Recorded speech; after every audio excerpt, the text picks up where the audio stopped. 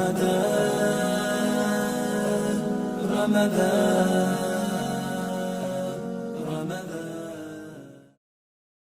سب جانتے ہیں کہ ہر سال رمضان المبارک کا مربی مہینہ ہماری زندگیوں میں آتا ہے اور یہ ایک یاد دہانی کے طور پر ہماری زندگیوں میں موجود ہے. اور جو گفتگو میں آپ کے سامنے رکھوں گا یہ بھی ایک تذکیر کی صورت میں ہے کہ ہم سب بہت ساری باتوں سے واقف ہیں. ایک یاد دہانی ہے، ایک ریمائنڈر ہے کہ اپنی زندگیوں کا جائزہ لیں اور اس کی تیاری کا اہتمام کریں. اور خاص طور پر اس ادارے میں ہم پروگرام کر رہے ہیں تو یہاں موجود جو شخصیات موجود ہیں اپنے علم کے اعتبار سے، تحقیق کے اعتبار سے، اپنے پیشہ ورانہ خدمات کے اعتبار سے تجربے بھی مجھ سے زیادہ ہیں اور علم و فضل کے اندر بھی. تو بس یہ ایک یاد دہانی ہے کہ اللہ رب العالمین ان آیات کے اندر جو سورہ بقرہ کی آپ سے تلاوت کی آپ کے سامنے اللہ رب العالمین ہمارے سامنے کر رہے ہیں. نبی اکرم صلی اللہ علیہ وآلہ وسلم کا یہ معمول تھا کہ آپ اس رمضان المبارک کے بابرکت مہینے کو جو بڑا معتبر مہینہ ہے اس کو اپنے نزدیک اتنی اہمیت دیا کرتے تھے. اس کے اہم ہونے کے لیے یہی لازم ہے، کافی ہے ہمارے لیے کہ نبی کریم صلی اللہ علیہ وسلم اس کی تیاری فرماتے تھے. اور رمضان سے 2 ماہ قبل جب رجب کا چاند دیکھتے تھے تو یہ دعا فرماتے تھے کہ اللہم بارک لنا فی رجب و شعبان و بلغنا رمضان. یا اللہ اس رجب کے اور شعبان کے چاند میں برکت دے دیجئے، مجھے گزارنا نصیب فرما دیجیے اور رمضان تک پہنچا دیجیے. وجہ کہ عمر کی درازی کی دعا. اور نبی اکرم صلی اللہ علیہ وسلم حضرت علی رضی اللہ تعالیٰ عنہ سے ایک حدیث میں بیان فرماتے ہیں کہ علی تمہیں اپنی زندگی پر کتنا بھروسہ ہے؟ حضرت علی نے فرمایا کہ یا رسول اللہ مجھے تو اپنی زندگی پر اتنا بھی بھروسہ نہیں کہ میں گھر سے باہر قدم نکالوں ہوئی دروازے کے اندر، ایک دروازے کے باہر دوسرا اٹھا کے باہر رکھ پاؤں گا یا نہیں، مہلت ختم نہ ہو جائے، یہ زندگی کی مہلت ختم نہ ہو جائے، موت واقع نہ ہو جائے. حضور نبی کریم صلی اللہ علیہ وآلہ وسلم حضرت علی سے فرما رہے ہیں علی تمہیں اپنی زندگی پر بہت بھروسہ ہے. واللہ مجھے تو اتنا بھی بھروسہ اور یقین نہیں ہے کہ میں پلک چپکاؤں، اپنی آنکھ بند کروں اور اس پلک کو دوبارہ اٹھا سکوں گا یا نہیں اٹھا سکوں گا، میری یہ مہلت عمل ختم نہ ہو جائے. یہ ہے نبی کریم صلی اللہ علیہ وآلہ وسلم کا زندگی کے بارے میں، اس کی حقیقت کے بارے میں اعتراف، اس کا ادراک. لیکن جب رمضان کے مہینے سے 2 ماہ قبل رجب کا چاند دیکھ رہے ہیں تو اللہ تعالیٰ سے دعا کر رہے ہیں کہ یا اللہ زندگی کے اندر درازی عطا فرما اور رمضان دیکھنا نصیب کرے. تو کچھ تو اہم ہے اس مہینے کے اندر. اور ابھی عرفان بھائی نے آپ کے سامنے حضرت ابو ہریرہ رضی اللہ تعالیٰ عنہ کی حدیث روایت کی. اسی طریقے سے حضرت سلمان فارسی رضی اللہ تعالیٰ عنہ کی وہ روایت ہے جو شعبان کی آخری تاریخ کو آپ نے قربہ ارشاد فرمایا کہ لوگوں تم پر ایک ایسا مہینہ سایہ فکن ہونے والا ہے کہ اس کی اندر روزے رکھنے تم پر فرض کر دیے گئے ہیں اور اس کی راتوں میں قیام تمہارے لیے باعث ثواب بنایا گیا ہے. اور یہ وہ مہینہ ہے کہ جس میں نیکی کا اجر فرض کے برابر اور فرض کا ثواب 70 گنا بڑھا کر دے دیا جاتا ہے. اور فرمایا کہ شیاطین قید کر دیے جاتے ہیں، جہنم کے دروازے بند کر دیے جاتے ہیں، جنت کے دروازے کھول دیے جاتے ہیں. اور لوگوں یہ صبر کا مہینہ ہے اور صبر کا بدلہ جنت ہے اور ہمدردی اور غمخواری کا یہ مہینہ ہے. تو یہ جو عنوان نبی کریم صلی اللہ علیہ وسلم نے رمضان سے متعلق ہمارے سامنے رکھے، یہ ایسا بابرکت مہینہ ہے کہ جو مومنین کے لیے ایک ٹریننگ کیمپ کی صورت میں آ رہا ہے. اچھا اس کی قدر وہی سمجھ سکے گا جو اپنی زندگی کی قدر و قیمت کو جانتا ہے. اور الحمدللہ ہم صاحب ایمان ہیں.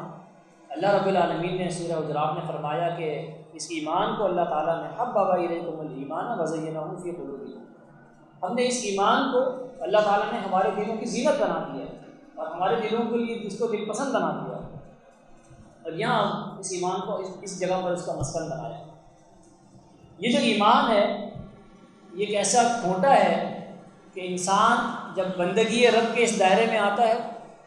اور نافرمانی کرتے ہوئے اس اپنی رسی کو دراز کرتا چلا جاتا ہے، ایک وقت ایسا آتا ہے کہ اگر گھوٹے سے رسی بندی ہو اور رسی اپنے تناؤ کے اعتبار سے بالکل حد تک پہنچ جائے تو پھر ایک جھٹکا پڑتا ہے اور انسان کو اندازہ ہوتا ہے کہ وہ ایک مرکز سے جڑا ہوا ہے، وہ اس کو متوجہ کرتی ہے. جانور کی مثال لے لی. تو یہ انسان کے لیے بھی کہ جو ایمان کا کھوٹا ہے یہ ایسا کھوٹا ہے کہ انسان نافرمانی کے دائرے میں یعنی بندگی رب کے دائرے سے جتنا فرار اختیار کر لے پھر ایک وقت ایسا آتا ہے کہ یہ ایمان اس کو واپس پلٹنے کے لیے متوجہ کرتا ہے، اس کو کھینچ کر لاتا ہے کہ تمہارا مرکز و محور تو یہ اللہ رب العالمین کی ذات ہے. اور یہ جو آیت قرآن مجید کی رمضان میں روزوں کی فرضیت کے حوالے سے نازل ہوئی کہ اے لوگوں جو ایمان لائے ہو تم پر روزے فرض کیے گئے جیسا کہ تم سے پہلے کی امتوں پر فرض کیے گئے تھے، اس کا حاصل یہ ہے، مقصود اس کا یہ ہے کہ لعلکم تتقون، تقوی اختیار کرو۔ تقوی ہر انسان کے اندر موجود اس کے دل کی کیفیت کا نام ہے، اور وہ فرد اپنے طور پر اس کا تعین کر سکتا ہے کہ میرے اندر تقوی کی کیا کیفیت ہے۔ یعنی دل کے اندر یہ احساس رہنا کہ اللہ رب العالمین کی ذات اقدس جو ہے وہ موجود ہے، وہ سارے اعمال اس کے سامنے موجود ہیں۔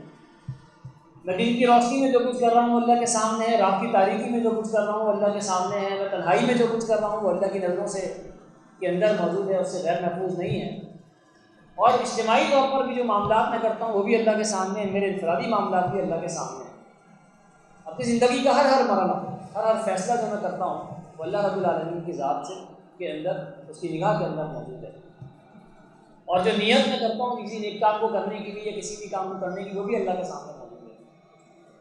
تو اللہ رب العالمین کو اپنی زندگی کے اندر موجود حاضر و ناظر سمجھتے ہیں، اور اس کو سمجھتے ہوئے اپنی زندگی کو برتنا۔ حضرت علی رضی اللہ تعالیٰ عنہ سے تعریف پوچھی گئی کہ تقویٰ کس چیز کا نام ہے، تو آپ نے فرمایا دل کی اس کیفیت کا نام، پھر تم سے کہا جائے کہ تمہارے ذہن میں کیا چل رہا ہے، تم بتانے کے قابل ہو کہ میں یہ سوچ رہا ہوں۔ اتنی پاکیزگی۔ اور جو انسان ہے، ہم انسان، اللہ تعالیٰ نے انسان کو دنیا کے اندر پیدا کیا، بھیجا، اس کا پورا طریقہ کار بتایا کہ اس کمزور سے انسان کو ہم نے پیدا کیسے کیا۔ ہم نے اس کو سوکھی سڑی ہوئی گارے بدبودار جیسی مٹی سے پیدا کیا، مٹی کو سب سے پیدا کیا،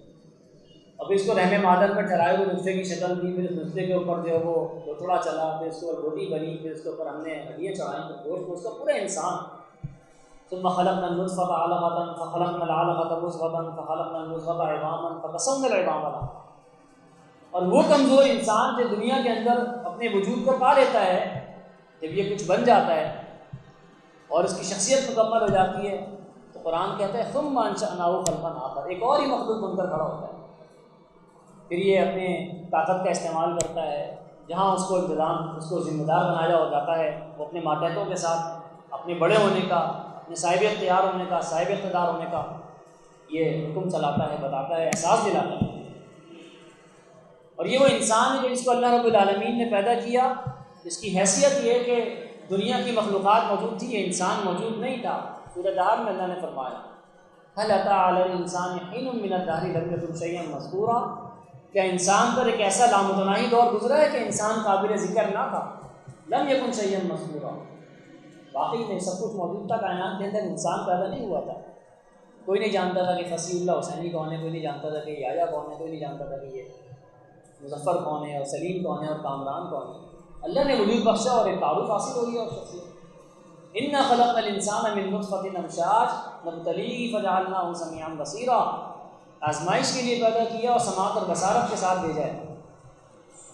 انا ہدیناہ السبیل اما شاکرا و اما کفورا، سماعت اور بصارت یعنی غور و فکر کی صلاحیت اور مشاہدے کی قوت دے کر بھیجا ہے۔ یعنی انسان اس کائنات کے اندر اس کو سماعت بھی ہے، اس کے ساتھ بصارت بھی موجود ہے، وہ مشاہدے کی قوت رکھتا ہے، وہ دیکھتا ہے، اپنا اچھا برا جانتا ہے، اپنی زندگی کے فیصلے کرتا ہے تو اپنی عقل کا استعمال کرتا ہے، سماعت کا اور بصارت کا استعمال کرتا ہے، اپنا برا اور بھلے کا فرق جانتا ہے۔ لیکن یہ بندگی رب جس کی طرف بلایا جا رہا ہے، یہ رمضان المبارک جو ابھی عنوان بننے جا رہا ہے، وہ اس کی زندگی میں کتنا اہمیت رکھتا ہے، کتنی اس کی قدر و قیمت رکھتا ہے، یہ انسان ہی اس کے تصور زندگی پر منحصر ہے کہ انسان اپنی زندگی کے مقصد سے کتنا آشنا ہوا ہے اور کتنا ناشنا ہے۔ ہم نے تو اس کو پوری ہدایت کے ساتھ سماعت اور بصارت بھی دے دی، مشاہدے کی قوت بھی دے دی ہے، اور پھر انا ہدیناہ السبیل، پھر ہم نے اس کو سیدھا راستہ بتا دیا۔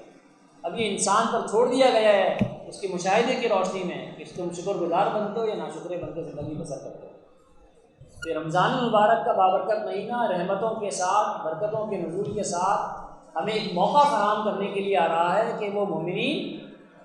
کہ جو اس دنیا کے اندر ویسے تو ساری انسانی عمر کی بندگی کے مطابق پیدا ہوئی ہے، اور کائنات کی ایک ایک ذرہ اور ایک ایک مخلوق جو ہے وہ خدا کے لیے ہوئے نظام قدرت کے مطابق زندگی گزار رہی ہے، گویا اس کی بندگی کر رہی ہے۔ تو انسان جس نے شعوری طور پر اس بات کو تسلیم کر لیا، جو مسلمان ہو گیا، اپنا سر تسلیم اطاعت خم کر دیا اور کہہ دیا کہ میں مسلمانوں میں سے ہوں، میں رب کا بندہ ہوں، اپنے آپ کو بندہ مان لیا، اب وہ رمضان المبارک کے اس بابرکت مہینے کو اپنے لیے مغفرت کا سامان کرنے کے لیے وہ سارے عنوانات جو اس کے لیے اس مہینے کے اندر رحمتوں کے طور پر رکھ دیے گئے، نعمت کے طور پر رکھ دیے گئے، اس کے لیے تیار اپنے آپ کو کرتا ہے یا نہیں کرتا؟ نبی اکرم صلی اللہ علیہ وآلہ وسلم اس کی تیاری کے حوالے سے اہتمام فرماتے ہیں۔ یہ رمضان المبارک کا مہینہ اللہ تعالیٰ نے اس کا انتظام یہ کیا ہے کہ اس کے اندر نیکی کرنے کو آسان کر دیا ہے، یعنی ایسا ماحول بنا دیا، یہ بھی اللہ کی نعمت ہے کہ تمہارے لیے نیکی کرنا آسان ہے اور برائی کی طرف جانا مشکل ہو گیا ہے۔ تم اگر روزہ رکھنا چاہو تو روزے کا ایک ماحول ہے، تم نمازوں میں دل لگانا چاہو تو مسجدیں آباد ہیں، تم قرآن کے ساتھ تعلق قائم کرنا چاہو تو اس کا موقع میسر ہے، کیونکہ رات کے وقت عشاء کی نماز کے بعد آپ کو گلی اور محلے سے گزریں، آپ کو قرآن مجید کی تلاوت کانوں میں پڑی سنائی دے گی۔ اس طریقے سے کئی شادی ہال کے باہر سے گزریں تو ناچ گانے کی آواز سننے کو ملتی ہے۔ رمضان میں ایک الگ ماحول ملتا ہے، تمہارے اوپر ہے کہ تم اس کے لیے، ہم نے تو ماحول پیدا کر دیا ہے، کوئی پولیس استعمال نہیں کی ہے، کوئی آرمی کا استعمال نہیں ہوا ہے، یہ اللہ رب العالمین کا ایک انتظام ہے کہ اس نے ماحول تمہیں دے دیا ہے، تم اس کے لیے اپنے آپ کو تیار کرو۔ فرمایا کہ اس مہینے کے اندر ہم نے تمہارے اوپر روزے فرض کیے ہیں، اور یہ روزہ وہ عبادت ہے کہ جو اللہ رب العالمین نے اس کا اجر اپنے ذمے رکھا ہے، اور انسان اپنی زندگی کے معاملات کے اندر تقوی اختیار کرتے ہوئے، اللہ کو حاضر ناظر جانتے ہوئے اپنے معاملات کو بڑھتے، اور روزے کے اندر جو نیکی کے جتنے امور ہیں وہ بھی اس تصور کے تحت انجام دے کہ اللہ کا حکم ہے اور اللہ رب العالمین اس کا اجر دیں گے، اور اجر کتنا؟ ایک نیکی کا ثواب 70 گنا اور 70 سے بڑھا کر 700 گنا بھی، کوئی شمار نہیں کیا جا سکتا۔ اللہ بلکہ ایک موقع پر تو اللہ نے فرمایا کہ صوم لی وانا